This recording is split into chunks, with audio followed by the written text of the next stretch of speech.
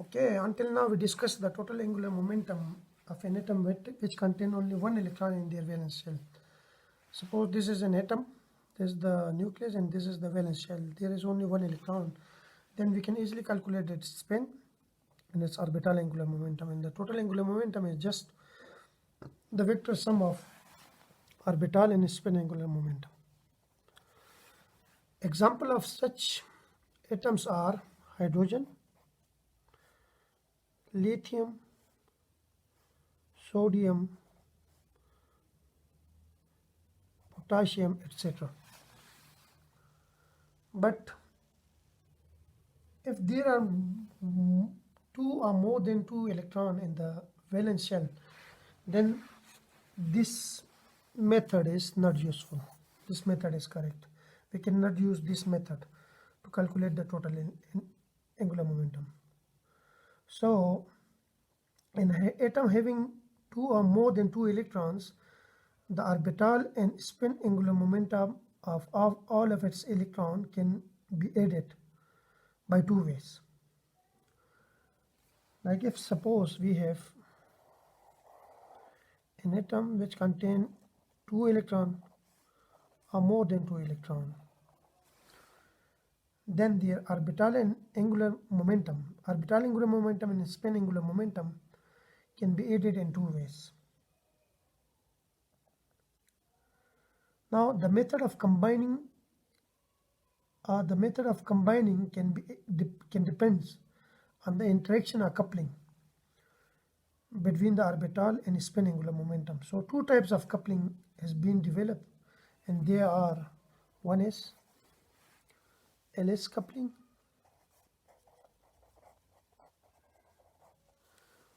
which we also call it Russell-Sunder coupling.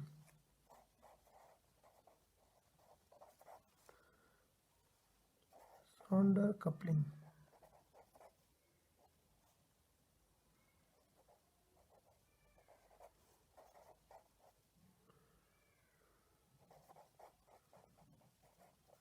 And the other one is JJ coupling.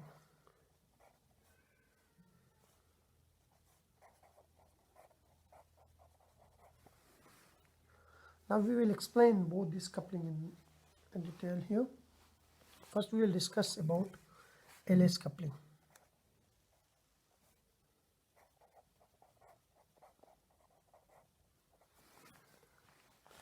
Now in this type of coupling, all the orbital angular momentum of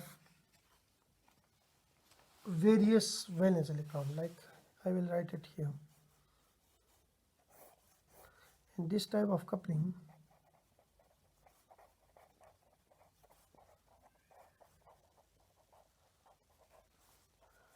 all the orbital angular momentum vector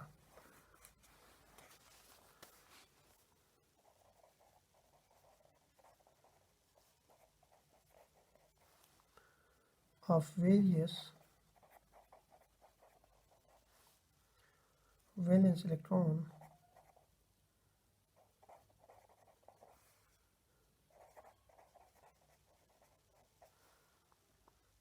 combine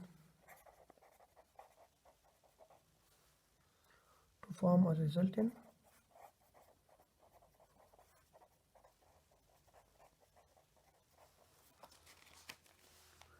L.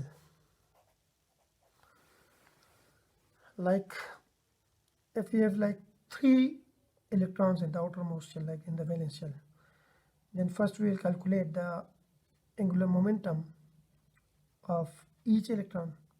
After that we add, like first we calculate the angular momentum of each individual electron, L1 plus L2 plus L3,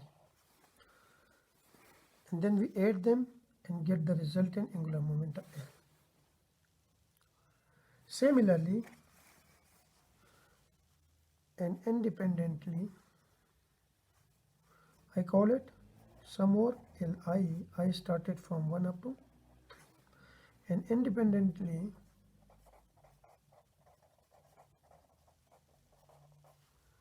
all their spin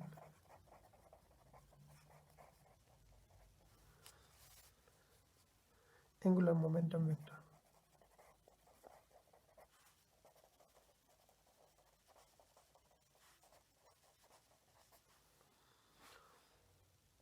Combine to form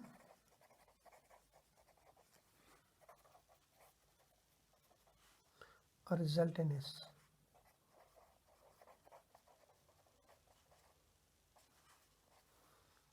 Like this is, we individually add the orbital angular momentum of each electron and get the resultant orbital angular momentum, and similarly we add the spin angular momentum vector of each individual electron and get the resultant spin S, which is sum over I started from 1 up to 3 SI. And after that we get the total angular momentum J by adding the total orbital angular momentum with the total spin angular momentum. J